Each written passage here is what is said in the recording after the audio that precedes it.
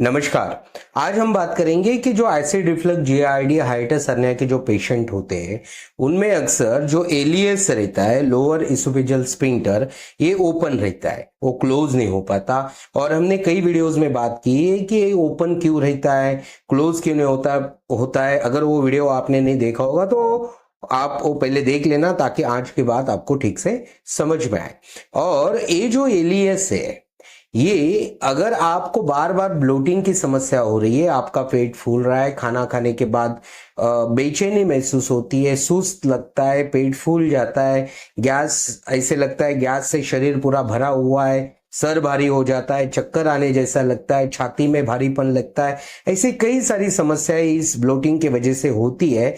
और ये जो ब्लोटिंग है, ये ब्लोटिंग आपका जो एलियस है इसको क्लोज होने से रोक रहा है। ये ब्लोटिंग आपका एलियस को ओपन ही रखता है, क्लोज नहीं होने देता है। और जब तक एलियस क्लोज नहीं होगा तब तक आपका जो एसिड रिफ्लक्स जीआरडी हाइटिस हर्निया का प्रॉब्लम है ये ठीक नहीं होता। तो आज हम जानते हैं कि क्या ब्लोटिंग से सच में ऐसे होता है और कैसे क्यों होता है। देखिए, सबसे पहले हम ये जानते हैं कि जो ब्लोटिंग होता है इसमें क्या होता है। ब्लोटिंग मतलब शरीर में हवा, ऐसे लगता है कि शरीर में हवा भरी पड़ी है, पेट फूला फूला है, मतलब पेट में गैस हुआ है, शरीर में पूरे शरीर में वो गैस फैलते जाता है। ठीक है, अभी ये जो गैस है शरीर के अंदर, इसको रेगुलेट करने वाला कौन होता है? डायफ्राम। शरीर के अंदर जो भी एयर घूमती है ना पूरे शरीर में, चाहे वो पेट में हो, सर में हो, कहीं भी हो, हर जगह हवा घूमती है। और जो हवा घूमती है इसका जो प्रेशर होता है, एयर प्रेशर जो होता है बॉडी में, ये रेगुलेट किया जाता है डायफ्राम के थ्रू।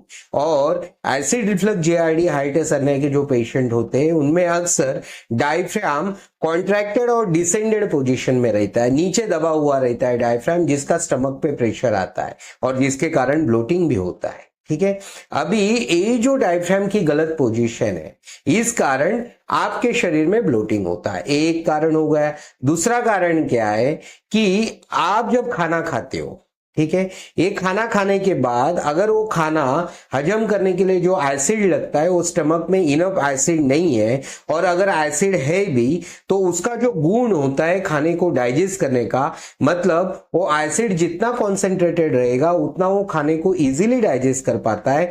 लेकिन अक्सर होता क्या है कि एसिड आएगा भी तो भी डाइल्यूटेड फॉर्म में आता है, वो खाने को डाइजेस्ट नहीं कर पाता है, जिसके कारण खाना वहां पचना नहीं, सड़ता है। और जैसे ही खाना सड़ने की प्रोसेस चालू हो जाती है उसी में गैस जो है वो ज्यादा उत्पन्न होती है और उसी को ब्लोटिंग बोलते हैं। अभी ये जो गैस उत्पन्न हो रही है ये क्या करती है? आपकी पेट को फुलाती है, पेट का आकार बढ़ाती है। इसी के कारण बहुत सारे लोगों में शरीर पतला रहता है लेकिन पेट ही बढ़ता है। क्यों बढ़ता है? क्योंकि उनको ब्लोटिंग की समस्या रहती है। जब तक शरीर एडजस्ट कर पाता है तब तक पेट बढ़ाते बढ़ाते जाता है, और पेट बढ़ाने के कारण आपके जो साइड एब्डोमिनल मसल्स है, दोनों साइड रिबकेज के आजू बाजू पेट के जो साइड के एब्डोमिनल मसल्स होते हैं ये वीक होते जाते हैं, क्योंकि वो खींचे हुए रहते हैं।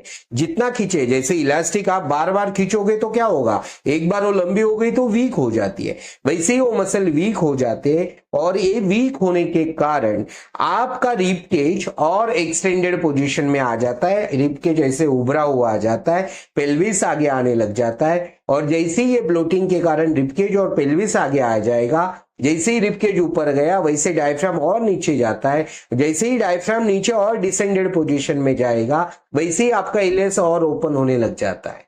अगर आप सभी को पता है, अगर वीडियो नहीं देखा है तो देख लेना कि अगर आपको आपका एलियस क्लोज रखना है, एलियस को क्लोज करना है, तो आपका जो डायफ्राम है उसको आपको रिलैक्स और डोम शेप में लाना होगा। ये तभी आएगा जब आप अच्छे से एक्सेल कर पाओगे। आप अच्छे से एक्सेल तभी कर पाओगे जब आपके जो साइड एब्डोमिनल मसल्स है ये स्ट्रांग रहेंगे, क्योंकि एक्सेल करते वक्त ये रिबकेज को नीचे खींचने का काम क्या होता है? उन्हीं मसल का रहता है जिनको साइड एब्डोमिनल मसल्स बोले जाते हैं। लेकिन ब्लोटिंग होने वाले जो इंसान रहते हैं उनकी केस में क्या होता है, ये साइड एब्डोमिनल मसल्स बिल्कुल वीक हो जाते हैं, इस कारण वो एक्सेल नहीं कर पाते, डायफ्राम ऊपर नहीं जाता, डोम शेप में नहीं जाता, वो डोम शेप में नहीं गया तो आपका एलियस क्लोज नहीं होता। तो इसी के लिए हमारे चैनल पर कई सारी ब्रीदिंग टेक्निक्स है, वो आप ट्राई कर सकते हैं। उससे क्या होगा कि आपको ये जो साइड एब्डोमिनल मसल्स है या आपका रिब केज है, डायफ्राम का पोस्चर है, उसके लिए वो ब्रीदिंग टेक्निक्स है, उसका पोस्चर ठीक होगा। और साथ में आप क्या कर सकते हो कि आपका जो खाना है वो अच्छे से पचे, उसका पाचन अच्छे से हो, इसके लिए आप आयुर्वेदिक दवाइयां ले सकते हो। आप बोलोगे हम तो एसिडिटी की दवाइयां खा रहे हैं। देखो भाई, एसिडिटी की जो दवाइयां होती है, जैसे आपको ब्लोटिंग होता है आप एसिडिटी की दवाई खा लेते हो। एसिडिटी की दवाई क्या करती है? एसिड को सप्रेस करती है, एसिड को दबाती है। हमने कई वीडियोस में बात की है, ये जो bloating, acid reflux, hiatus hernia, GERD, ये जो प्रॉब्लम्स है ना, इसमें एसिड का जो एसिडिक गुण होता है, एसिडिक क्वालिटी होती है, वो कम होने के कारण ये प्रॉब्लम्स होते हैं। तो इनमें हमें एसिड को दबाना नहीं है। हालांकि अच्छा क्वालिटी का एसिड, जितना अच्छा प्रोडक्शन होगा उतना आपका खाना अच्छा पचेगा। तो एलोपैथी की जो साइड ये जो एसिडिटी की दवाइयां, ये आपको ठीक ठीक ठीक कुछ टाइम तक आपको टेम्पररी रिजल्ट दे सकती है, लेकिन लॉन्ग टर्म में ये बहुत हानिकारक दवाइयां है। ऐसे हम नहीं, रिसर्च कहता है। हमने कई वीडियोस में बात भी की है, एक वीडियो तो उसी पे बनाया है, वो भी देख लेना अगर आपने नहीं देखा होगा तो। और बहुत सारे रिसर्च हो चुके हैं कि ये दवाइयों से कई सारे प्रॉब्लम्स होते हैं। ठीक है, तो मतलब ये दवाइयों से ना आपका ये प्रॉब्लम ठीक हो रहा है, ये तो ठीक नहीं हो रहा है, सिर्फ आपको ठीक लग रहा है। ठीक लगना और होना, इसमें बड़ा अंतर होता है। लेकिन आज का ठीक लगने के कारण आपको भविष्य में कई सारी बीमारियां उत्पन्न हो सकती है। फिर आप बोलोगे इसके लिए क्या करना होगा? इसके लिए उपाय है कि आयुर्वेदिक दवाइयां एसिड को दबाती नहीं है। ठीक है, एसिड को दबाने वाली दवाइयां कोई काम की नहीं है। आयुर्वेदिक दवाइयां क्या करेगी? एसिड का जो एसिडिक कंटेंट है उसको बढ़ाएगी, ताकि खाना जो है वो अच्छे से हजम हो। एक बार खाना अच्छे से हजम हो गया तो उसमें गैस नहीं बनेगी। एक बाजू से हमने क्या किया, जो ब्लोटिंग हो रही थी उसको रोक दिया, और दूसरे बाजू हमने क्या किया, हम क्या कर रहे हैं, साथ साथ ब्रीदिंग टेक्निक्स कर रहे हैं। जैसे ही ब्लोटिंग को रोक दिया तो रोज का जो प्रॉब्लम बढ़ रहा था वो रुक गया, और जो प्रॉब्लम ऑलरेडी है उसको हम पोस्चर करेक्शन करके ब्रीदिंग टेक्निक्स के साथ आपका खुद का डायफ्राम, रिबकेज, पेल्विस, इसका पोस्चर करेक्ट करके हम डायफ्राम को ऊपर लाने में, डोम शेप लाने में एक दिन जरूर सक्षम होंगे। लेकिन सबसे पहले स्टेप क्या है कि आपको आपका ब्लोटिंग रोकना होगा। अगर आप वैसे आयुर्वेदिक दवाई चाहते हो तो आप हमसे संपर्क कर सकते हो, हम बता भी देते, लेकिन ये दवाई मार्केट में अवेलेबल नहीं है। हमने कई सारे दिनों में कई सारे पेशेंट से बात करके, पेशेंट को ट्रीटमेंट दे के, हमने जो अनुभव से जो कुछ प्राप्त हुआ उसे ये दवाई बनाई है। और ये बहुत कारगर दवाई है, बहुत इफेक्टिव दवाई है, और ज्यादा एक्सपेंसिव भी नहीं है।